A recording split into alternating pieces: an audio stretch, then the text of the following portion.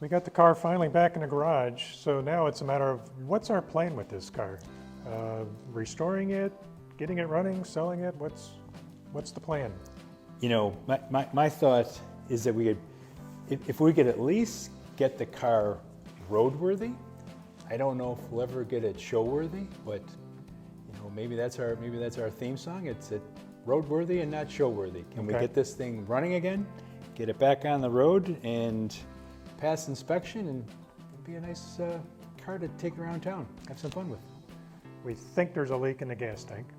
So there's a number of things we'll have to tackle first. Get some good, clean, fresh fuel in it, maybe replace the gas tank. We'll look at the gas lines. Yep. I don't think the engine's locked up. We'll have to put it in gear and see if we can move it and make sure the engine's free. Okay. The engine's free, should start. At least we can crank it and see if it wants to start. Yep. Once we get the fresh gas in. And then I would just go through all the mechanical systems. Okay. Go through the ignition, points, plugs, new wiring.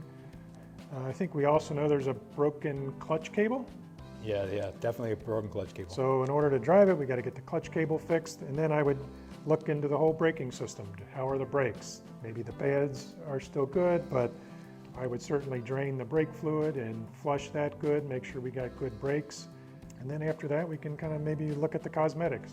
The paint's pretty dull. I think we can shine that up pretty well. There are some rusty spots, which I think we're going to maybe save for the next person who gets the car to maybe tackle that, but sure, we'll see as we go.